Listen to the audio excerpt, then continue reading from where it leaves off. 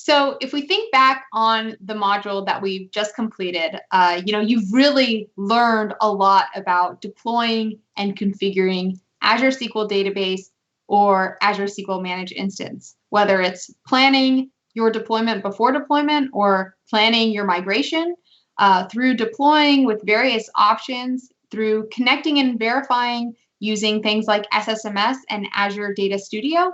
You also saw how to configure your instances or databases, and we used the Azure CLI to take a look at SQL connectivity. And finally, we took a look at loading data and some tips and tricks behind increasing the performance for that. Well, now that you've learned how to deploy and configure your Azure SQL, it's time in our series to start getting into the meat and potatoes of SQL Server, and that starts with our next module on security.